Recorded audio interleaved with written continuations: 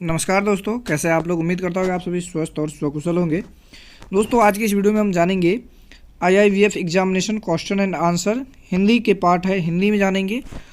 आज भी 20 क्वेश्चन हम देखेंगे। हमने पिछले वीडियो में भी 20 क्वेश्चन देखा था। हमने 2 पार्ट ऑलरेडी बना रखे हैं और ये हमारा एग्ज़ाम आईआईबीएफ एग्जामिनेशन जो बीसीबीएफ का है वो है पार्ट नंबर 3 यानी कि तीसरा चैप्टर है। तो इसमें हम अभी देखेंगे 20 क्वेश्चन। तो सबसे पहला क्वेश्चन है हमारा, प्रधानमंत्री जनधन योजना क्या है। तो यहाँ पे 4 ऑप्शन दिए गए हैं। सबसे पहला है वित्तीय समावेशन के लिए एक राष्ट्रीय मिशन है, और दूसरा है यह एक किफ़ायती ढंग से वित्तीय सेवाओं प्रदान करती है, और तीसरा है यह एक किफ़ायती ढंग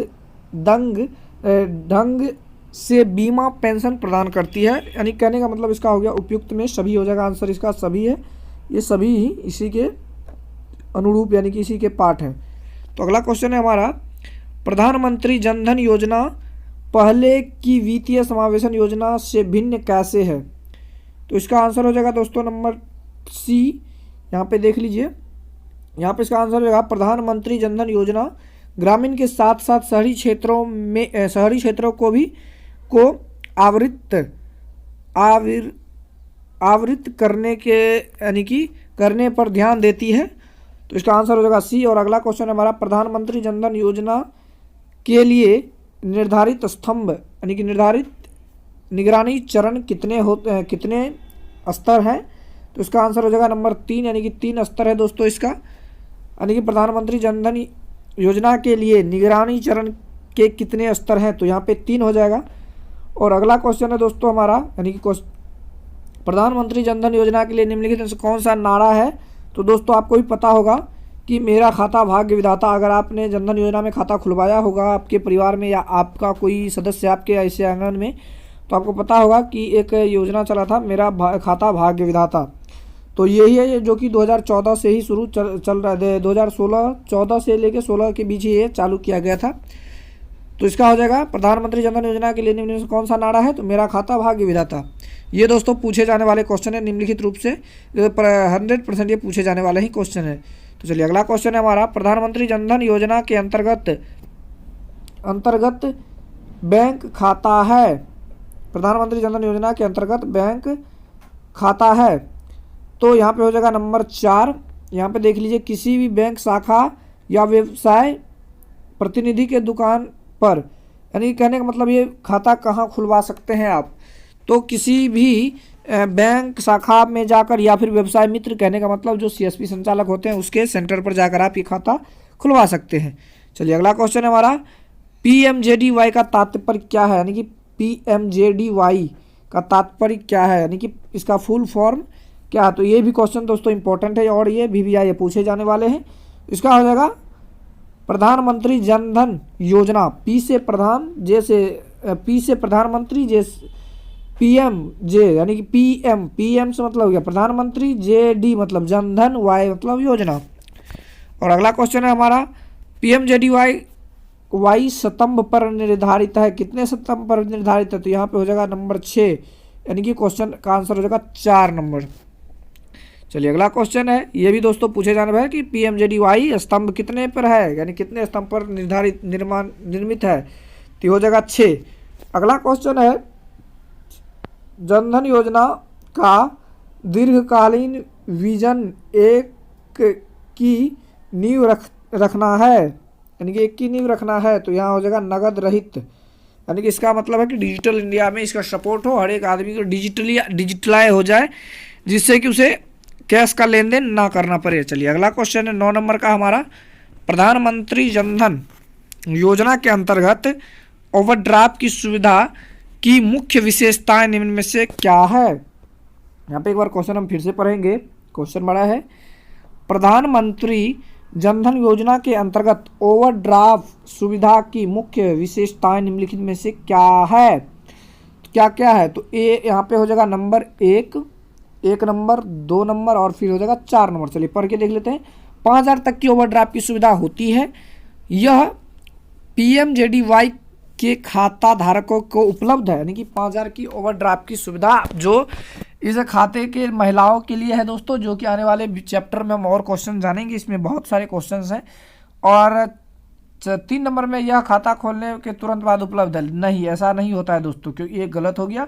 तो यदि आधार नंबर उपलब्ध नहीं है तो बैंक अतिरिक्त सावधानी बरतते हुए लाभार्थी से घोषणा पत्र भी मांगेगा। ये दोस्तों सही है। कहने का मतलब हो जाएगा 1, 2 और 4, यानी कि 1, 2, 4, ये चारों यानी कि तीनों हो जाएगा इसका आंसर। चलिए अगला दोस्तों 10 नंबर क्वेश्चन है हमारा।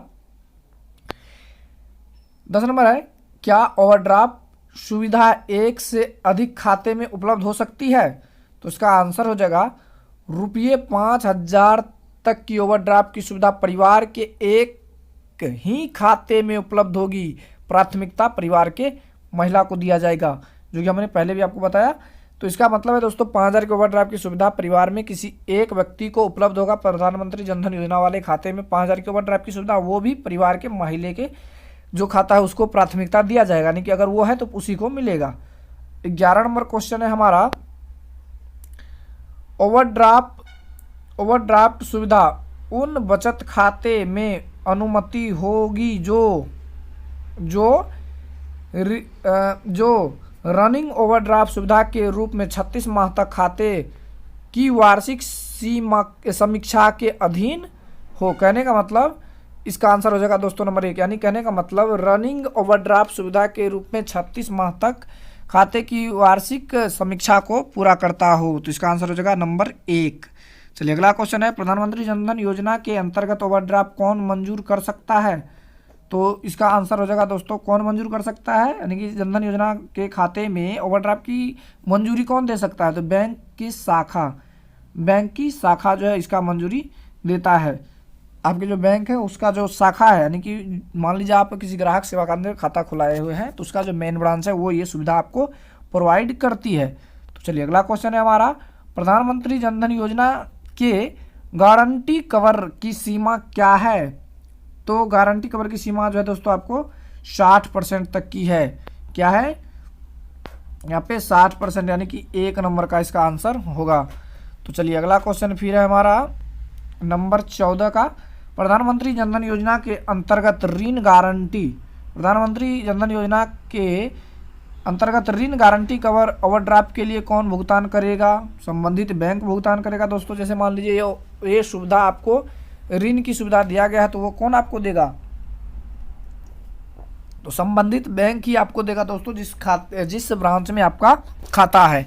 चलिए अगला क्वेश्चन है हमारा 15 नंबर का, प्रधानमंत्री जनधन योजना के अंतर्गत जीवन बीमा कवर की बीमित राशि डैश है। क्या है दोस्तों? तो 30,000 है। ये आपको पता भी होगा, नहीं पता है तो आप इसे याद कर ले। ये क्वेश्चन भी इम्पोर्टेंट VVI मान लीजिए, यानी कि देखिए दोस्तों सभी क्वेश्चन को मैंने परीक्षा दे रखा है तो सभी क्वेश्चन को ध्यान में रखना इम्पॉसिबल है। यानी कि 100 क्वेश्चन पूछे जाते हैं तो उतना क्वेश्चन तो ध्यान में रखना पॉसिबल नहीं है, लेकिन जो क्वेश्चन इंपॉर्टेंट जो ध्यान में है वो हमने आपको बता ही दे रहा हूँ कि ये सब आने वाले ही है। तो इसका हो जाएगा, इसकी बीमित राशि कितना है कवर की? तो 30,000 रुपये है। चलिए अगला क्वेश्चन 16 नंबर का है, प्रधानमंत्री जनधन योजना के अंतर्गत निम्न में से कौन सुरक्षा के लिए पात्र नहीं है? ध्यान से देखिए, पात्र नहीं है बोल रहा है, तो पात्र नहीं है तो कौन पात्र नहीं है? तो चलिए आंसर हम देख लेते हैं। तो इसका आंसर हो जाएगा दोस्तों, एक ग्रामीण व्यक्ति जो 15 अगस्त 2014 से 28 जनवरी 2015 की अवधि के बीच पहली बार बैंक खाते के रूप में रुपए डेबिट कार्ड के साथ खाता खुलवाया है तब, यानी कि 2014 से लेके 15 के अगस्त से लेके जनवरी तक में अगर कोई खाता खुलवाया है पहली बार तो उसको ये सुविधा नहीं मिलेगी। चलिए अब अगला क्वेश्चन है हमारा दोस्तों, अगला क्वेश्चन है, प्रधानमंत्री जनधन योजना के अंतर्गत उक्त योजना में जीवन बीमा की सुरक्षा के लिए उम्र कितना है? तो 18 से 59, यानी कहने का मतलब 18 साल से लेके 59 साल तक आयु ग्रुप। 60 नहीं होगा, अगर 60 हो जाएगा तो फिर वो 60 प्लस हो गया तो फिर उसका नहीं होगा। 59 से लेके ये 18 तक ही होगा। ये ध्यान में आप रख लीजिए, ये गलती नहीं होना चाहिए। ये भी क्वेश्चन इंपॉर्टेंट है क्योंकि दोस्तों यहाँ पे 18 से 60 भी दिया गया है, तो 18 से 60 और 59 में बहुत कन्फ्यूजन होता है, तो इसलिए आप ध्यान में रखेंगे कि 18 से 59 ही इसका आंसर होगा, यानी कि बी नंबर का आंसर करेक्ट होगा। चलिए अगला क्वेश्चन है हमारा 18 नंबर का, बताइए कि निम्नलिखित कथन में से कौन सही है और कौन गलत है। यहाँ पे 3 क्वेश्चन दिए गए हैं जो कि सही गलत का टिक लगा हुआ है, तो चलिए हम आपको बता देते हैं। पहले नंबर 1 में है 30,000 के मृत्यु दावे लाभ का निपटान भारतीय जीवन बीमा के निर्धारित पेंशन और ग्रुप योजना PGS कार्यालय द्वारा किया जाता है, यानी किया जाएगा, तो बिल्कुल सही किया जाएगा। ये जो है GP यानी कि PGS कार्यालय के द्वारा ही किया जाएगा। चलिए बी नंबर में है, ये तो बिल्कुल सही हो गया। एक नंबर का बी में है निर्धारित फॉर्म के दावा पत्र संबंधित बैंक की जिला शाखा संपर्क शाखा द्वारा अपने बैंक के प्रधान कार्यालय में प्रस्तुत किए जाएगा, तो इसका हो जाएगा गलत नहीं। चलिए तीसरा है दावा राशि का भुगतान विनिमिति यानी कि नामिती को किया जाएगा जो बैंक खाते में नामिती है, इसका भी आंसर हो जाएगा सही। तो ये हो गया। अब अगला क्वेश्चन है हमारा दोस्तों नंबर 19 का, रुपए डेबिट कार्ड डैश द्वारा प्रारंभ किया गया है। तो रुपए डेबिट कार्ड जो दोस्तों है वो हमारा स्वदेशी कार्ड है और ये NPCI द्वारा किया गया है। आपको पता भी होगा, अगर आप किसान का कार्य करते हैं या फिर आपने ये योजना का अनुदान लिया होगा, इनपुट अनुदान का, तो उसमें ढेर सारे ऐसे केसेस आए हुए हैं जिसमें लिखा हुआ है your account is not link to NPCI, तो NPCI लिंक नहीं है। अब ये NPCI है क्या, तो चलिए ये देख लेते हैं। नीचे स्क्रॉल करेंगे तो यहाँ पर नीचे में वही क्वेश्चन को फिर से पूछा गया है कि NPCI का पूर्ण रूप क्या है। तो इसका मतलब हो जाता है दोस्तों national payment corporation of India, यानी कहने का मतलब ये जो भारत का एक पेमेंट सिस्टम है NPCI, गवर्नमेंट की जो भी पैसे भारत सरकार द्वारा भेजी जाती है वो NPCI द्वारा ही भेजी जाती है। तो ये हो गया national payment corporation of India. तो आज के लिए बस दोस्तों इतना ही है। 20 क्वेश्चन आपने पढ़ लिया है। इसका PDF चाहिए तो नीचे कमेंट करना ना भूलिएगा। वीडियो अच्छा लगा है तो लाइक कीजिए, शेयर कीजिए, और अन्य VLE भाई दोस्तों भाई जो दुकान चला रहे हैं, जो CSP लेना चाहते हैं उसे शेयर कीजिएगा जिनसे इससे लाभ मिल सके। तो आज के लिए इतना ही, दीजिए मुझको इजाज़त। जय हिंद, जय भारत।